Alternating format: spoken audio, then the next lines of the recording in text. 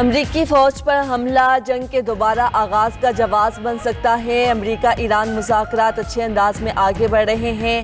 بغیر ڈیل بھی افزودہ یورینیم کا حصول ممکن ہے۔ ڈیل کی صورت میں ایرانی سپریم لیڈر سے ملاقات ممکن ہے۔ امریکی صدر نے افزودہ یورینیم سے دستبرداری ایران سے معاہدے کی بنیادی شرط قرار دے دی۔ کہتے ہیں ایران کو ایٹمی ہتھیار رکھنے کی اجازت نہیں دی جا سکتی۔ جوہری مواد نکالنے کے لیے سوچا تھا، مگر وینزویلا کے مقابلے میں ایران میں فوج اتارنا خطرناک تھا۔ افزودہ یورینیم کی مسلسل نگرانی کی جا رہی ہے۔ تہران امریکہ کو یورینیم کے حصول سے روک نہیں سکتا۔ جوہری مواد قبضے میں لینے کے لیے 2 ہفتے لگ سکتے ہیں۔ واشنگٹن میں گفتگو کرتے ہوئے ٹرمپ نے کہا، ایران کے ساتھ معاہدے کے نکات جلد سامنے آ جائیں گے۔ ایرانی حکام کو عالمی تجارت کے لیے آبنائے ہرمز کھولنا ہوگی۔ زیر آب بارودی سرنگیں ہٹانا ناگزیر ہے۔ امریکی صدر کا کہنا تھا کہ لبنان میں امن کے امکانات پر پیش رفت ہو رہی ہے۔ یوکرین تنازع کے حل کے لیے مصالحت ضروری ہے۔ ایرانی سپریم لیڈر کے مشیر کا جنگ بندی کی مفاہمتی یادداشت کے مسودے پر تحفظات کا اظہار۔ محسن رضائی کہتے ہیں، مسودے میں موجود ابہام کو واضح کرنا ضروری ہے۔ ایرانی ٹی وی کو انٹرویو میں بولے، امریکی صدر ایران پر اپنی شرائط مسلط کرنے کے لیے دباؤ ڈال رہے ہیں اور تہران کے مطالبات کو مبہم رکھنا چاہتے ہیں۔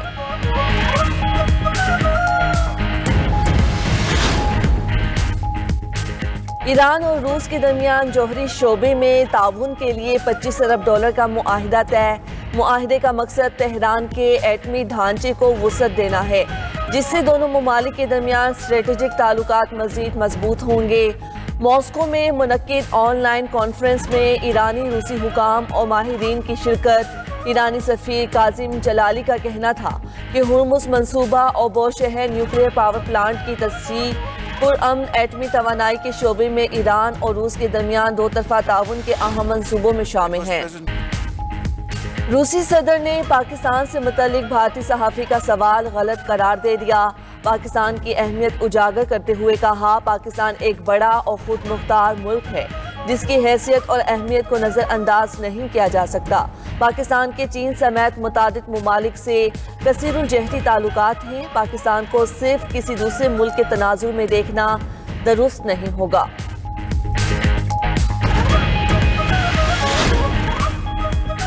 ایرانی قیادت اور عوام روس پر اعتماد کرتے ہیں۔ افزودگی کی سطح کم کر کے مستقبل میں یورینیم میں پرامن مقاصد کے لیے استعمال ہو سکتی ہے۔ روسی صدر پیوٹن نے کہا، ایران اور آبنائے ہرمز کے واقعات کے بعد سب فلسطین کا المیہ بھول چکے۔ دنیا بھول گئی، مگر فلسطین کا المیہ آج بھی برقرار ہے۔ آزاد فلسطینی ریاست کا قیام ہی مسئلہ فلسطین کا حل ہے، روسی صدر نے کہا۔ اور ریشنک میزائل کا ابھی یوکرین کے خلاف جنگی استعمال نہیں ہوا۔ حالیہ حملے کے نتائج واضح طور پر دیکھے جا سکتے تھے۔ جنگ بندی کے اعلان کے باوجود اسرائیل کے لبنان پر حملے جاری۔ تازہ فضائی کارروائی میں 9 افراد شہید اور 8 زخمی ہو گئے۔ شہداء میں 3 بچے اور 2 خواتین بھی شامل۔ وادی بقا کے علاقے سوہمر میں 5 شہری شہید ہوئے۔ سور اور نبطیہ میں گاڑی اور موٹر سائیکل پر حملوں میں 3 افراد جاں بحق۔ دوسری جانب جنوبی لبنان میں حزب اللہ کے میزائل حملے میں 1 اسرائیلی فوجی مارا گیا۔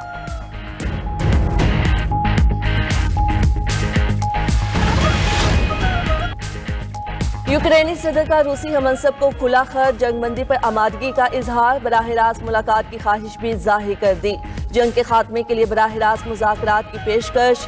یوکرینی صدر کی ترکیہ یا سوئٹزرلینڈ جیسے غیر جانبدار مقام پر ملاقات کی تجویز۔ کہا، مذاکرات کے دوران یوکرین مکمل سیز فائر اور قیدیوں کے تبادلے پر بھی تیار ہے۔ روسی صدارتی ترجمان کا کہنا ہے کہ یوکرینی صدر بات چیت کا ارادہ رکھتے ہیں تو ماسکو آ سکتے ہیں۔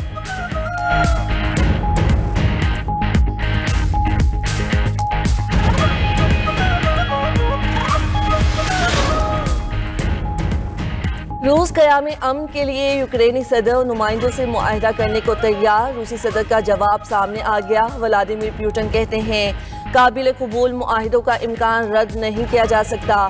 روسی صدر اس سے قبل صدر زیلنسکی کی آئینی حیثیت پر اعتراض اٹھا چکے ہیں۔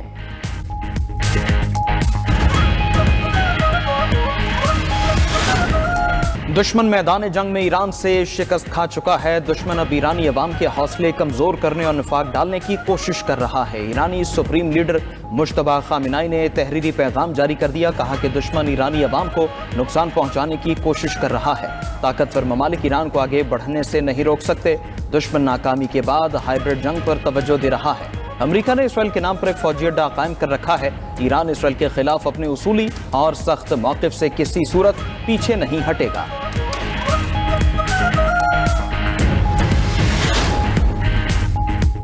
तवील खून रेजी के बाद इजराइल और लेबनान के दरमियान जंग बंदी पर इत्तेफाक हो गया। अमरीकी सालसी में वाशिंगटन में होने वाले मुज़ाकरात का मुश्तरका एलामिया जारी। एलामिया के मुताबिक हिज़्बुल्लाह इजराइल पर हमले बंद कर देगी। जनूबी लेबनान से जंगजुओं का इनखला किया जाएगा। मखसूस इलाकों में लेबनानी फौज को मुकम्मल कंट्रोल दिया जाएगा। अमरीकी महकमा खारिजा के मुताबिक इजराइल और लेबनान 22 जून को दोबारा मुज़ाकरात करेंगे। लेबनानी सदर जोसेफ ऑन ने कहा कि अगले 24 घंटों में जंग बंदी पर अमल दरामद शुरू हो सकता है। कला बैकफोर्ट के इर्द गिर्द के इलाके में पायलट जोन्स बनाने की तजवीज़ दी। इजरायली अफवाज ने जनूबी लेबनान में रिहायशी इंफ्रास्ट्रक्चर को तबाह करने की वीडियो जारी कर दी।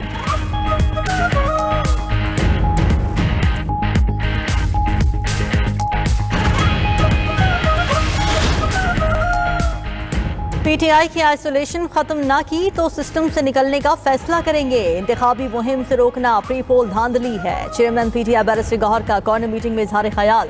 जो अपने हलके में हार गए वो यहाँ वोट मांगने आए हैं। गिलगित बल्तिस्तान के अवाम उनके धोखे में नहीं आएंगे। रहनुमाओं और MNAs को रोकना या सूबा बदर करना न सिर्फ खिलाफ आइन है बल्कि जमहूरियत के खिलाफ साजिश है।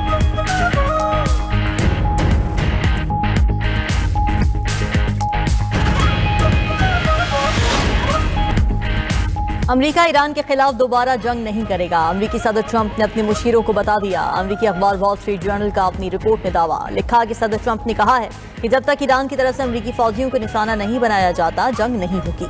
ट्रंप मसले की सिफारती हल को तरजीह दे रहे हैं। ट्रंप इंतजामिया अब जंग को मजीद फैलाना नहीं चाहती।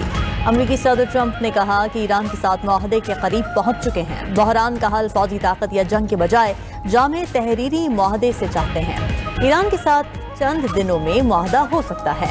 मुफाहिमत हुई तो मेरे दस्तखत के बाद ही याबना हॉर्मोज़ खुलेगी। मीडिया रिपोर्ट के मुताबिक ईरान अमेरिका मुफाहिमती याददाश्त 4 मराहिल पर मुश्तमिल होगी। इब्तिदाई मरहले में जंग बंदी पर इत्तेफाक किया जाएगा।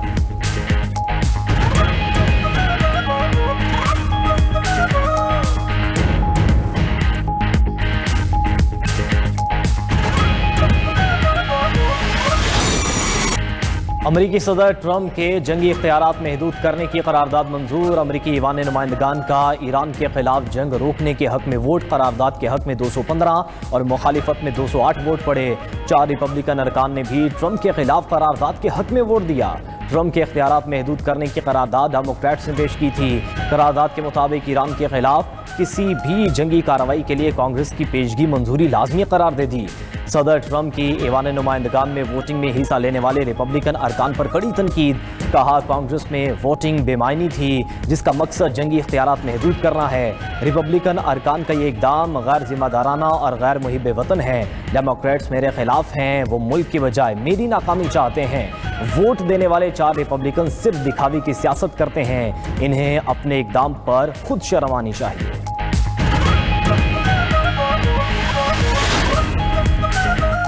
हिज़्बुल्लाह ने इसराइल और लबनान के दरमियान मुज़ाकरात को शर्मनाक करार दे दिया। हिज़्बुल्लाह के सरबराह नईम कासिम ने खबरदार किया है कि लबनान पर बमबारी तक शुमाली इसराइल महफूज नहीं रहेगा। हम अपनी सरजमीन और अपने लोगों के दिफा के लिए जंग लड़ रहे हैं। सरबराह पासदारान इंकलाब कुद्स फोर्स इस्माइल कानी ने कहा इसराइल को मकबूजा लबनानी इलाकों से निकालना होगा।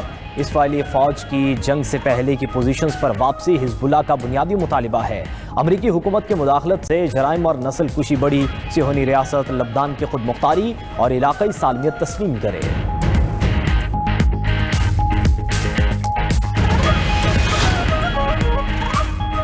ट्रंप ने नेतन्याहू को मुतालिबात ना मानने पर जेल भेजने की धमकी दी।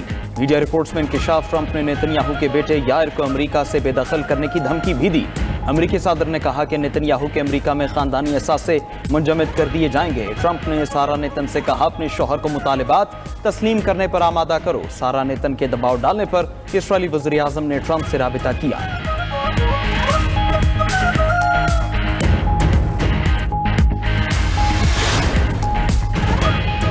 کویت نے اپنے ایئرپورٹ پر ایرانی ڈرون حملے کی فوٹیج جاری کر دی. کویتی ایئرپورٹ پر ڈرون گرنے سے ایک شخص مارا گیا, 63 زخمی ہوئے تھے. ڈرون حملے کے بعد کویت کے انٹرنیشنل ایئرپورٹ پر پروازیں معطل. ایرانی حملے سے جانی و مالی نقصان پر کویت نے ایرانی سفارتکاروں کو ملک بدر کر دیا. پاسداران انقلاب نے کویت ایئرپورٹ پر ڈرون حملے کی ویڈیوز جعلی قرار دے دی. اپنے بیان میں کہا کہ ایران نے رات کو حملہ کیا, وائرل ویڈیوز دن کی ہیں.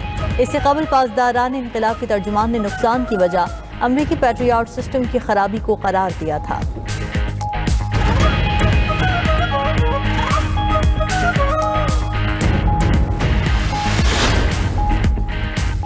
پاکستان کا تجارتی خسارہ تاریخ کی بلند ترین سطح پر پہنچ گیا. رواں مالی سال کے 11 ماہ میں تجارتی خسارہ 34 ارب 76 کروڑ ڈالر سے تجاوز کر گیا. ادارے شماریات کے مطابق 11 ماہ میں برآمدات 27 ارب 90 کروڑ ڈالر سے زیادہ رہیں. جولائی تا مئی درآمدات 62 ارب 66 کروڑ ڈالر سے زیادہ ریکارڈ. برآمدات میں 5.61% کمی اور درآمدات میں 5.94% اضافہ ہوا.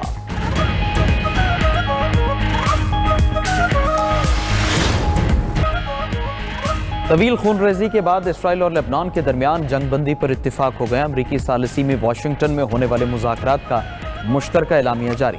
اعلامیے کے مطابق حزب اللہ اسرائیل پر حملے بند کر دے گی. جنوبی لبنان سے جنگجوؤں کا انخلا کیا جائے گا. مخصوص علاقوں میں لبنانی فوج کو مکمل کنٹرول دیا جائے گا. امریکی محکمہ خارجہ کے مطابق اسرائیل اور لبنان 22 جون کو دوبارہ مذاکرات کریں گے. لبنانی صدر جوزف عون نے کہا اگلے 24 گھنٹوں میں جنگ بندی پر عمل درآمد شروع ہو سکتا ہے. قلعہ بیوفورٹ کے ارد گرد کے علاقے میں پائلٹ زونز بنانے کی تجویز دی. اسرائیلی فوج نے جنوبی لبنان میں رہائشی انفراسٹرکچر کو تباہ کرنے کی ویڈیو جاری کر دی.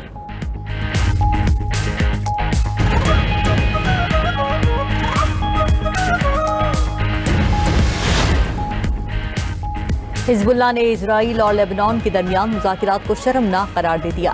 حزب اللہ کے سربراہ نعیم قاسم نے خبردار کیا کہ لیبنان پر بمباری تک شمالی اسرائیل محفوظ نہیں رہے گا. ہم اپنی سرزمین اور اپنے لوگوں کے دفاع کے لیے جنگ لڑ رہے ہیں. سربراہ پاسداران انقلاب قدس فورس اسماعیل قانی نے کہا کہ اسرائیل کو مقبوضہ لیبنانی علاقوں سے نکلنا ہوگا. اسرائیلی فوج کی جنگ سے پہلے کی پوزیشنز پر واپسی حزب اللہ کا بنیادی مطالبہ ہے. امریکی حکومت کی مداخلت سے جرائم اور نسل کشی بڑھی. صہیونی ریاست لیبنان کی خود مختاری اور علاقائی سالمیت تسلیم کرے.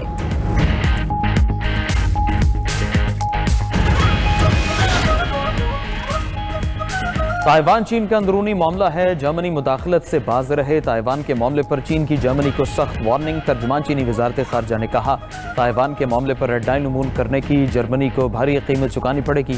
بیجنگ کی جرمن حکومت کو ون چائنا پرنسپل پر سختی سے قائم رہنے کی تاکید.